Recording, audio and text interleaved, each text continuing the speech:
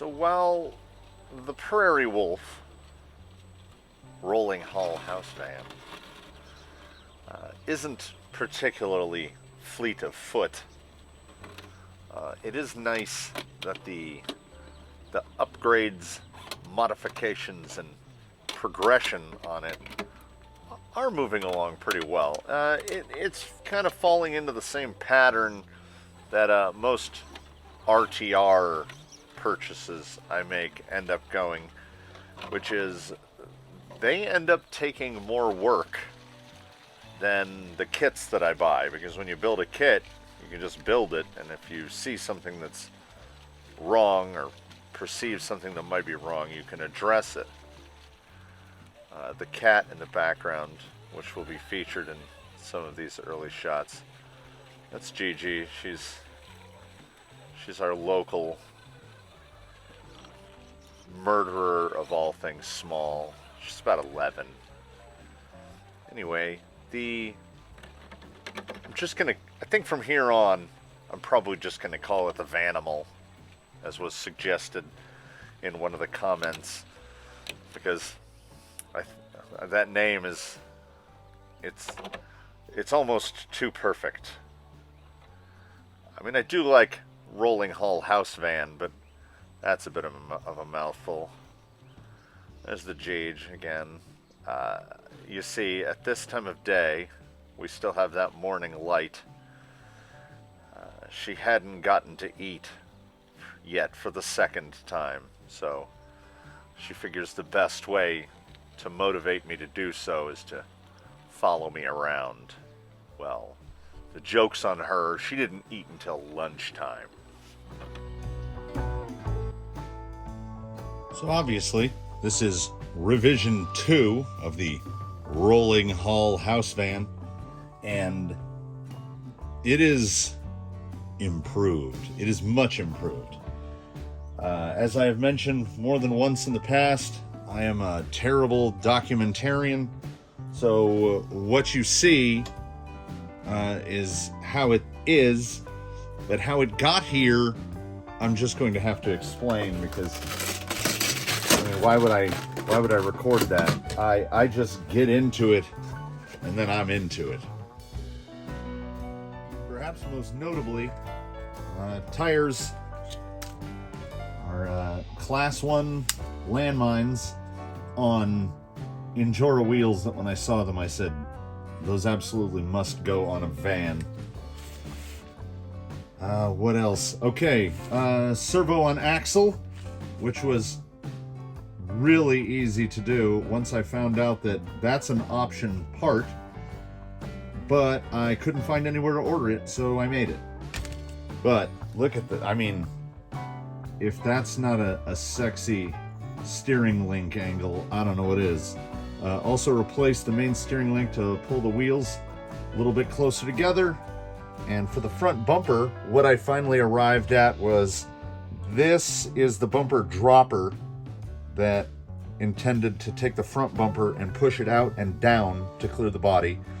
So I raised the body mounts up one hole, front and rear, took the dropper, put it upside down for what it's supposed to be, and backwards so it loads into the bumper mount from the back, and then this is the rear bumper, which wouldn't fit the vehicle at all. I then trimmed up the front of the body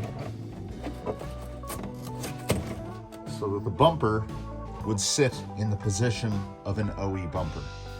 It's probably not the final bumper. I would love something, say, chrome up there, but I don't particularly think it looks bad. And by raising the bumper up that far and cutting into it, now the approach angle is fantastic, because the front overhang on this thing is almost non-existent. I don't think those shackles are an inch out from the front of the tire. So the approach angle is really steep. The departure angle can use some work. I have a TRX4 bumper mount in there, and I intend to kind of do the same thing. I want to build a skid type bumper in revision 3 that either fits up under this or I cut that out and it replaces it, because the back of this just catches on everything. But I don't want to cut it up too high. I like the positioning of the bumper. The front now I see is, I mean, significantly higher. So I can improve the approach angle greatly, but I just want to build like a taper so that it gives it something to skid up on inclines. Back out on the rocks with the original rock crawler, who fears nothing and refuses to move until she is almost struck by a van. Like, look, just completely ignoring it. So I'm definitely approaching some tougher lines here in revision 2, as noted by the crunching and crackling. Here's the little, here's the drag brake of the Ruddog. It's better than the Holmes 540, but, you know, I've been spoiled by brushless stuff, so I'm expecting it to just hold it like tossing an anchor out the window. So that was nose down. So here's the test of the drag brake nose up. Actually seems a little worse. In practice, it's not as bad as just doing a direct slope test. I think it might be manageable. I'm definitely gonna, this may or may not be the final motor, as I'm pretty sure I mentioned. 5 poles, they can't hold, or 5 slots can't hold as hard as a 3-slot motor. But other side of that coin, very smooth. I can't fault this motor at all, particularly at the price point. I mean, if you put the speed control and that motor together, it's under $70. And low speed control is very good. It's got some bumpability to it. Like it'll wind up quick enough. It feels like it has enough forward torque. I just got stuck on a backhoe. Let's reverse out of there. Still acclimating to that amount of ground clearance. And the, like, opening infinite bags of Doritos as the rear of that van tries to get hung on anything that sticks basically more than an inch out of the ground. The most likely to be named Vanimal now has its very own Hobbywing 1080. Ironsides the Defender's speed control has been returned to him because I thought the performance with it was great. I replaced the 540 with a 550. This is a Ruddog Crawler 550 in the 16-turn 5 slot. And I mean, how do you pass up a $23 rebuildable open-end 550? I'm not a huge fan of 5-slot. They are very, very smooth, yes. But I still feel like it lacks a little bit of brake.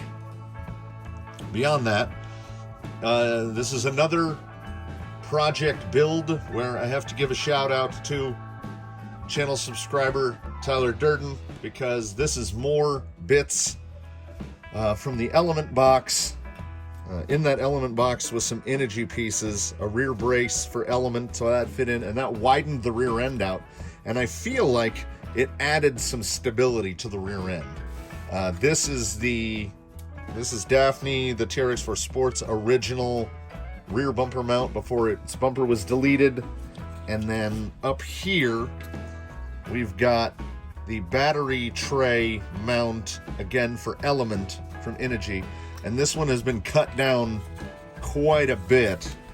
It had to notch around the shock towers and had to be cut in because at full lock, the wheels would hit it. These used to come way out here. So is that the permanent solution for battery, receiver, speed control? I don't know. I can't say anything's permanent. Most of the stuff is gonna end up getting fiddled with at some point, except for those steering links, because I think they're perfect. There's no subtrim dialed in here at all. That horn amazingly, the AGFRC horn sits perfectly on the AGFRC servo. I think it needs a little fiddling with the turnbuckle to get the steering completely straight, but going to servo on axle, as I never intend to comp this thing, or I mean, realistically, am I going to comp anything? I'm old. I don't like to go places people are there. So servo on axle is like putting in a servo that has double the torque. It's like doubling your torque because it doesn't have to fight against any geometry. All that servo does is push wheels. I still think that the factory stops, which I assume are to keep the CVDs from chattering, I think they don't. I think this thing has more steering angle in it because I didn't feel any chop at full lock. But Carisma makes optional like alloy blocks that are supposed to increase the steering angle. But Carisma is from Hong Kong, and as of the recording of this video, like, Hong Kong airmail has been suspended, so I have no idea how to get those. I haven't been able to find them from any domestic supplier. So that will be a thing for the future. I tried matching up some other knuckles, but nothing quite fits. These guys use little 5x10x4 bearings, inner and outer, in the front knuckles. So with these particular CVDs, there's really nothing I can do. Just a quick moment here to go off on a tangent. Say what you will, regardless of what your feelings are about Apple as a company, those guys can make some camera software. Virtually every video, let's just say 90+% of all my shot footage is just straight off my iPhone. It was on an 11 for most of the time, and I'm on a 13 now, which has the cinematic mode, which is probably more of a gimmick than anything in reality, but I can't get enough of it. I love a gimmick. Most of these shots are in cinematic. It's a nice, you can actually mess with the f-stop on the shots. It's got like a variable focal length thing going on. I still feel like, honestly, I think watching the playback, I think this thing could go down, maybe to a 12. Or, I'm going to have to do the math. I'll see what I can do about what slipper clutch or slipper eliminator will fit, and maybe go to a smaller spur or a bigger spur. I know there's the motor's pretty close to the chassis, so I don't know how many more teeth I'm going to be able to gain. I mean, in a perfect world, up to an 87 or a 92 spur, and then go up to a bigger pinion, to get that smoother mesh. But this is fine-tuning stuff, and I don't feel like I'm really near the fine-tuning phase yet. It's coming, but I'm not there yet. And while I don't 100% care for how it affects drag brake, I don't think it's terrible. I ordered 2 motors for this guy because they're both cheap. This guy, like I said, was about $23, I think.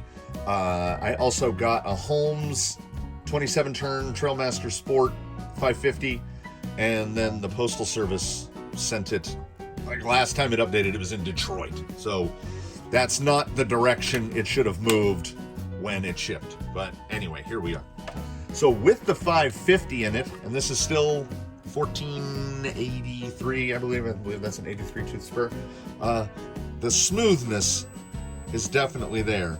Yeah, we got some pulse width noise from the speed control motor combo, but I think it's safe to call it low speed control when you can see the comm slowly rotating in the motor. I mean, that's pretty low. And again, there's still more fiddling to be done. I'll see if I can dial in more drag brake here. I do love the smoothness and the low speed control. It almost makes me forget how bad the controllability was with the RTR gear in it, which was really bad. See, I don't get any, that's full lock, and I'm not getting any notable CVD interference. So I think it can have more steer put into it. So that will definitely be a thing. Part of this was intended to be motor comparo between the 5-slot and the 3-slot, but as the Postal Service has sent it away, that will be later. Upcoming video, I suppose. I had mentioned that it was undersprung and overdamped, and it definitely was. It feels fantastic now. Dumped the oil out, just dumped in a tube, I think it's Losi 35 weight. Springs with blue on them in the front and gray on them in the back. I just went kind of by feel, and they felt good when I was setting it up. I thought that they were Vanquish springs, but now I realize Vanquish springs are like gunmetal with blue and gray. So I don't recall what these are from. Ecto? I don't know. Whatever they might be Ecto, because whatever they are, they really do well for the weight of this vehicle. Like they feel really nice. And going to servo on axle, there's so much more front travel now. Like it will bottom all the way out both sides. There's no servo interference on any side. So this thing has an amazing amount of flex.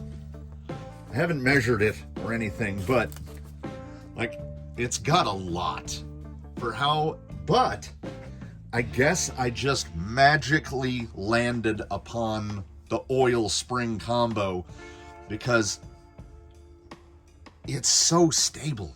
It's super stable. You see that van body on there and you'd think, well, that thing's just gonna roll over. And it doesn't. So all the weight has to be down very low. As the times when I did roll it over, it just comes back and lands on its wheels. As one would expect, the Class 1 landmines they're as close to perfect as you can get. That green compound is great. The little ridgy cut foams that come with them seem to work perfectly because they don't get a lot of sidewall fold over, but the forward grip and even the side grip is fantastic. I'm really super pleased with how it's sitting right now. A lot of what's left now is tweaking, setup tweaking. I got to trim that steering out. I got to see if I can get any more drag brake out of this, but I will save that for when the other motor actually shows up. And the Carisma has all metal in the gearbox, save for one gear. The main gear at the bottom is plastic. So I happened to notice when I was ordering the other parts that they have the main gear. And I actually forgot that I had ordered it. I almost threw it away. It was shoved in the corner of the shipping box. And I had already put it all back together. So I don't want to leave big long antenna, but there's no room for a receiver box in the current setup. The receiver will probably be moved. That way I can move the battery in a little tighter, get stuff a little closer to the center line, move the speed control and move the battery in. Maybe put the receiver on a little wingy out here, because receivers don't weigh anything. I can mount that just about anywhere. But that's how she sits now. I'm sure the other guy will definitely go through the scale sheets, which I never put in any of the other videos. I just kept forgetting to do it. I have them done, and it'll be the scale sheet for the stock setup, the scale sheet for the setup with these guys, and the chassis mounted servo and the electronics and the positioning that they were before, just kind of strapped in. And then it will be the sheet for how it sits right now. Then I will sheet it again when it goes into the test to do the 2 motors, because that's going to move some stuff around. I am personally curious, I don't know yet, I haven't done it, to see how the weight bias has moved. And I will also try to get some cards up to show the relative weights of each wheel tire combo, to see how that both added overall weight and how it moved the weight down, or wherever it moved it. I'm assuming down. I mean, that's what heavy wheels do. So that'll be another thing. I don't know how this is going to be edited together. I know I'm breaking that 4th wall again, because time doesn't exist on YouTube. Right you are, other guy. Time does not exist on YouTube. So here are the aforepromised sheets. Here's the stock CGH sheet, which at first blush looks okay, but that center of gravity height is not great. 3.71 inches on a 95 millimeter tire that weighs just 90 grams puts the CG basically at the top of the tread. 3.71 is like 94.5 millimeters, so they're pretty much matching out.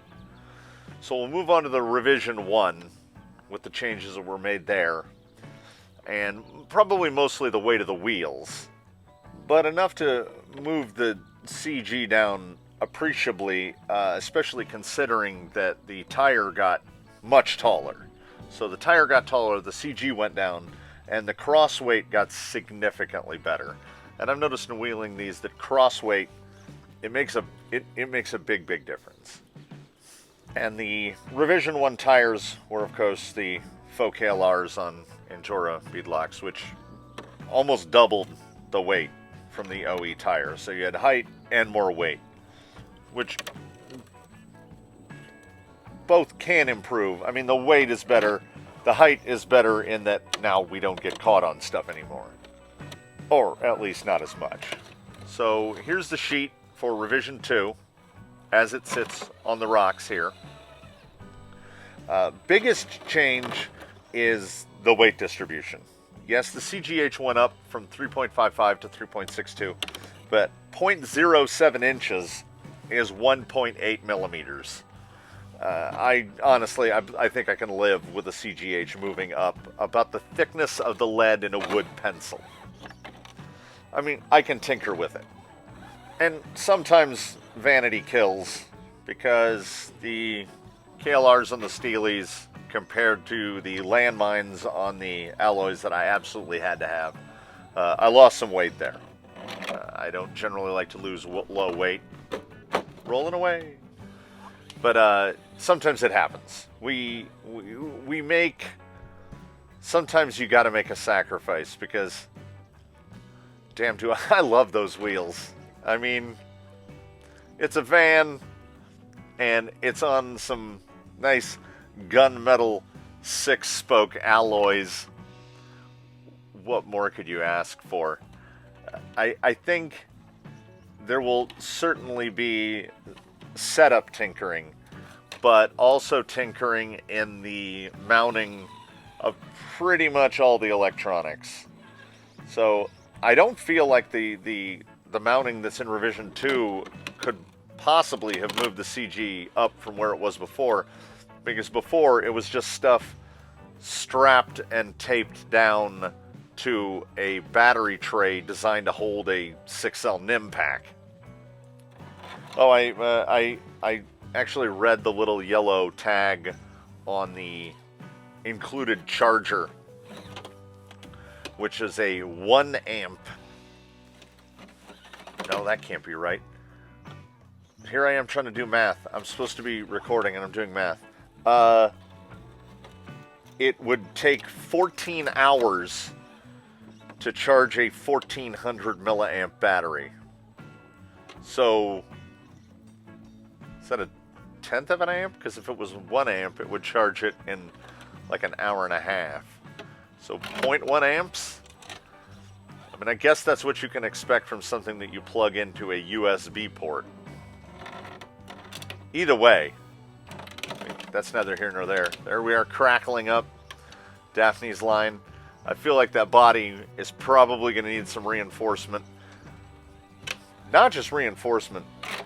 The body is a good, consistent thickness, and I'm very pleased with the body itself. But I'm definitely going to go more into detail about that body right as soon as I get to the bottom of this rock. Another thing I feel really needs to be addressed is one of the few remaining RTR bits from the vehicle, the van body, the whole reason I bought it. I could tell when I took it out of the box that these stickers are terrible, but they're not just terrible. Like, you grab a corner and I mean, usually once a sticker goes on, it's on. I've had window masks that were harder to peel off than that. So these will all be peeled off. I'm genuinely thinking about just repainting the whole body from the outside. I'll paint the windows black or paint the windows like a dark gray and then trim them in black. I haven't come to any conclusion as to how I'm going to do that, but every decal on the body, once the edge starts to peel up,